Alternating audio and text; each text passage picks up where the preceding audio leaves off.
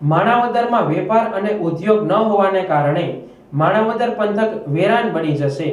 પંચાયતથી parliament સુધી ભાજપની સરકાર છે, પણ માણાવદર પંથકનો વિકાસ ક્યારે થશે? માણાવદરના લોકો હિજરત કરી રહ્યા છે, ત્યારે આગામી સમયમાં શહેરનું નામું નખાઈ જાય તો નવાય નહીં। માણાવદર તાલુકાના ગામડાથી તાલુકા પંચાયત, જિલ્લા પંચાયત, ધારાસભ્ય, સંસદ સભ્ય ભાજપના હોવા છતાં માણાવદર પંથકની માઠી દશા બેઠી છે। ત્યારે દિવસે ને દિવસે માણાવદર તાલુકાનો વિકાસ થવાને બદલે ધીમે ધીમે વિનાશ થવા જઈ રહ્યો છે।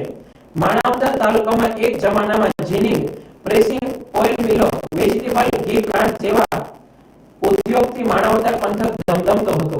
રેલવે લાઇન, માલગાડી, ટ્રક ટ્રાન્સપોર્ટેશનથી માણાવદર તાલુકાનું ઉદ્યોગ ધંધાના વિકાસનું માન્ચેસ્ટર ગણાતું હતું।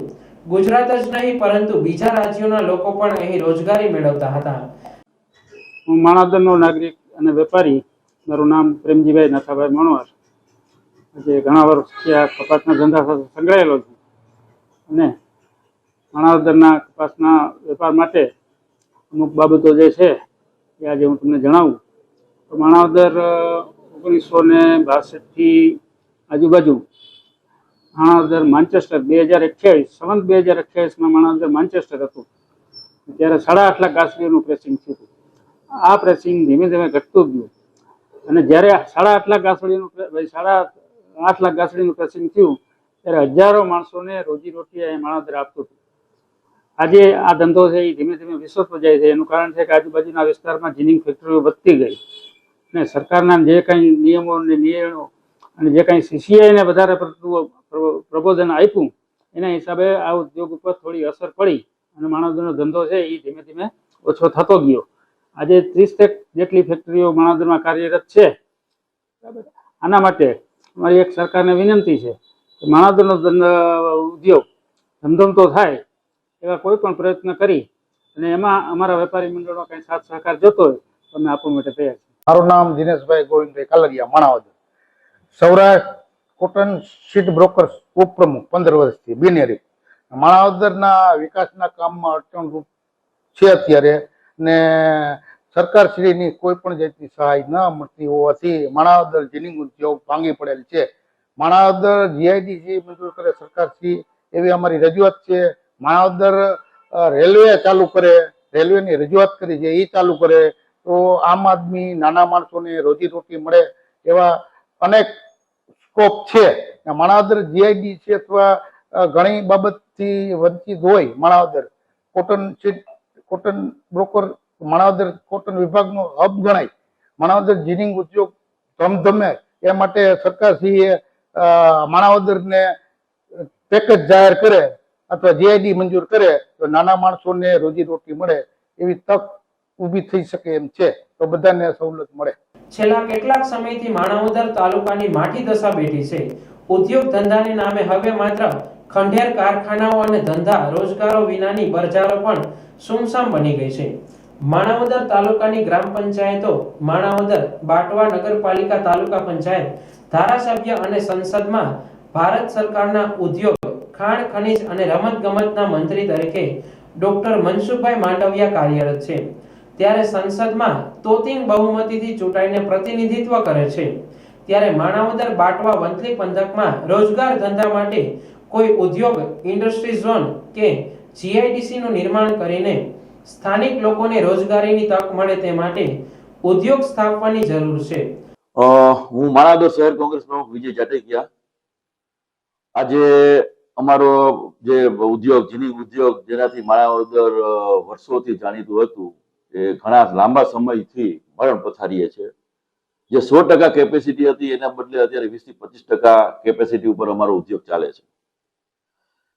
એનું મુખ્ય કારણ અમારી અવગણના થઈ છે, અમારા એરિયાની અવગણના થઈ છે। રાજકીય રીતે હું તો એવું માનું છું કે અમારો તાલુકો ઘણો પછાત છે।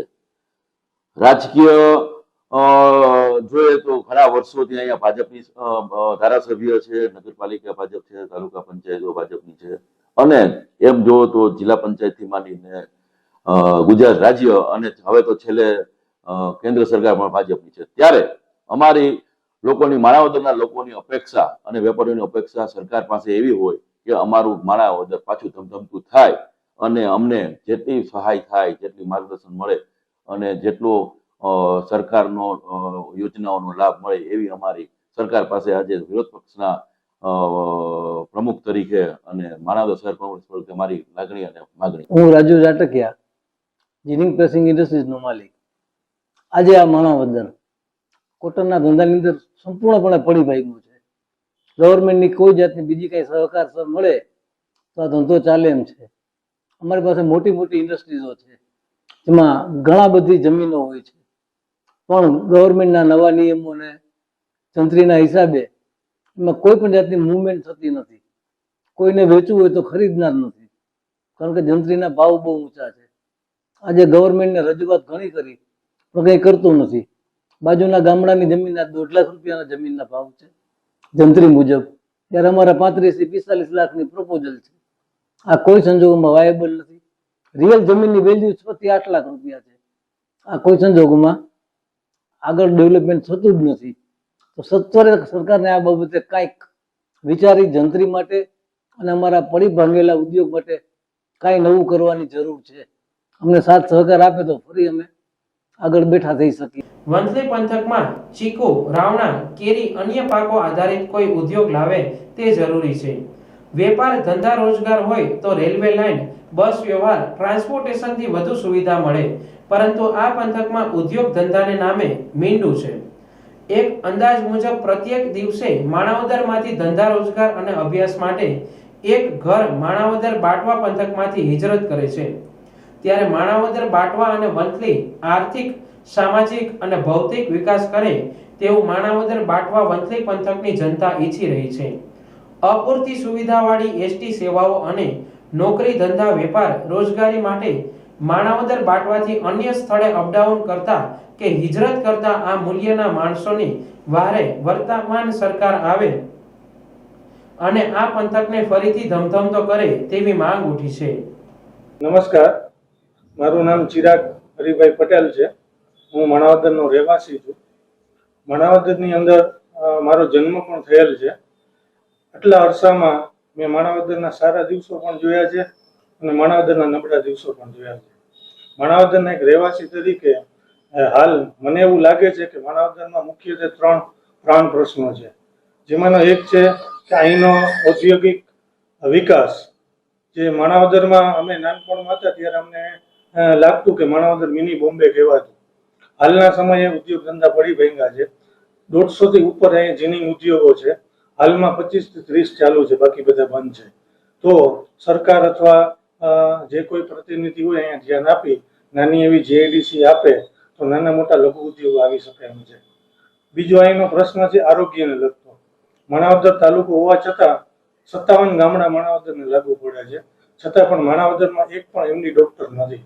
જે પણ ડોક્ટરો આવે છે વિઝિટર ડોક્ટર તરીકે આવે છે, કાયમી કોઈ પણ અહીંયા ડોક્ટર નથી, જેથી કરીને લોકોને ગામડામાંથી અથવા શહેરમાંથી કોઈ પણ અચાનક જવાનું થાય તો ઇમરજન્સી માટે એને જુનાગઢ અથવા રાજકોટ જવું પડે છે, જેથી કરીને લોકોને બહુ હાલાકી ભોગવવી પડે છે. ત્રીજો પ્રશ્ન છે અહીંનો એજ્યુકેશનનો. માણાવદરમાં સરકારી અને પ્રાઇવેટ સ્કૂલ પણ ઘણી બધી છે, પણ હાલનો ક્રેઝ જોતા મીડિયમ ઇંગ્લિશમાં વાલીઓ એના તરફ દોડ મૂકે છે. તો મીડિયમ ઇંગ્લિશમાં ભણવા માટે હાયર એજ્યુકેશનમાં એટલે કે 9મા ધોરણથી માણાવદરમાં કોઈ એવી સુખ સગવડ હોતી નથી, જેથી કરીને બાળકોના ઉચ્ચ અભ્યાસ માટે લોકો જુનાગઢ હિજરત કરે છે. દર વર્ષે આશરે 40 થી 50 ઘર માણાવદર છોડીને જુનાગઢ બાળકોના એજ્યુકેશન માટે જાય છે, જે ખૂબ ગંભીર પ્રશ્ન છે.